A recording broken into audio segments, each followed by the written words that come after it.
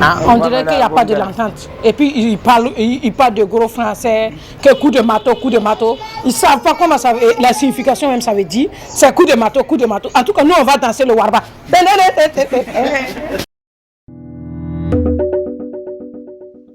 Assuré de rallier les huitièmes de finale, le Burkina Faso affronte l'Angola ce mardi 23 janvier au stade Charles Konan Banny de Yamoussoukro pour la dernière journée du groupe D de la Coupe d'Afrique des Nations Côte d'Ivoire 2023. Quel que soit l'issue de la rencontre, les étalons du Burkina Faso ont déjà fait le plus dur et sont donc assurés d'être devant la Côte d'Ivoire et le Ghana en cas de troisième place ce soir. Pour savoir ce que pensent les Burkinabés de cette affiche Burkina Faso-Angola, nous avons sillonné quelques artères de la capitale où nous avons pu recueillir quelques avis des passionnés de foot. Bon, c'est toujours la même chose. Premier match, deuxième match, troisième match, c'est toujours la même chose. Selon moi, le même but qu'ils ont commencé là, qu'ils continuent comme ça seulement. Il ne faut pas baisser le bras, dire qu'on est déjà qualifié. Donc pour perdre la première place là, parce qu'on dit si on perd la première place, on va rencontrer le Sénégal.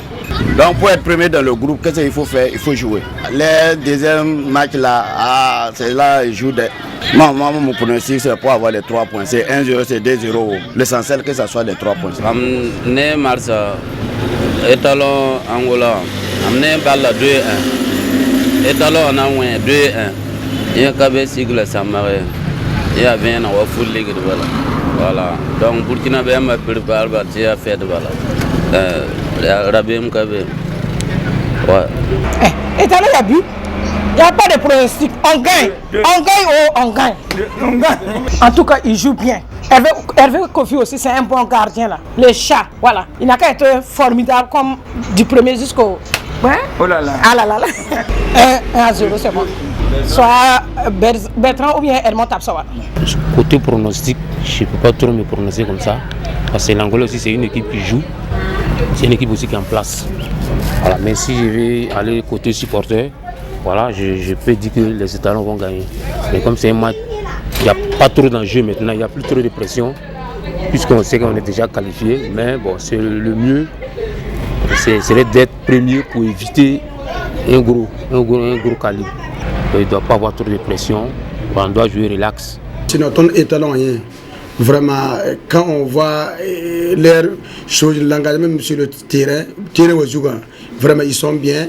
Vraiment, c'est que nous on prie Dieu seulement et ils n'ont qu'à ramener la coupe au Burkina Faso et on va présenter à notre président Ibrahim Traoré. Et notre pronostic c'est 1-0 pour les étalons. En tout cas, cette canne c'est la bienvenue pour les étalons.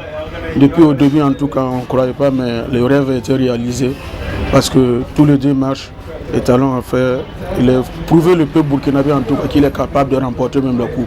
En tout cas, c'est un match qui sera pour les étalons. En tout cas, moi je donne ça en tout cas 2-0 pour les étalons. Hier, lundi 22 janvier 2024, les éléphants de la Côte d'Ivoire se sont fait laminer 4-0 devant leur public. Une défaite qui a suscité l'indignation des supporters. Au Burkina Faso, voici comment cette débâcle est perçue. Bon, cette défaite à Kayimamno, c'est que je voulais pour qu'eux aussi, ils qualifient. S'ils qualifient, ils sont toujours comme c'est eux le pays organisateur, ça serait très bien pour la CAN. Mais nous, on prie Dieu qu'eux aussi, ils n'ont qu'à qualifier. Et ce que nous, on veut, on n'a qu'à croiser les éléphants et en finale, étalon éléphant. Là, on va les battre, ils vont savoir que le Burkina Faso, c'est le pays des hommes internes. Cette défaite des éléphants, en tout cas, ça nous a tous touchés. En tant qu'un pays frère, en tout cas, ça nous a touchés. Mais bon, c'est le football, tout ça peut arriver. Ce qui a manqué pour la Côte d'Ivoire, en tout cas, c'est au niveau de défense qui n'a pas été comme il fallait. C'est une humiliation. Il y a quoi à eux? En tout cas, nous, on avance. On dirait qu'il n'y a pas de l'entente. Et puis, ils parlent de gros français, que coup de marteau. Ils ne savent pas comment ça veut, la signification même ça veut dire. C'est coup de marteau. En tout cas, nous, on va danser le warba. Bon, ce naufrage, pour moi, c'est un naufrage collectif. Voilà, tout le monde a sa part de responsabilité dedans. Commencer par le staff, le coach, les joueurs surtout, sont sur le terrain. On a vu sur le terrain que comment on appelle ça, les Guinéens étaient plus engagés que les Ivoiriens. Ils étaient premiers sur tous les ballons.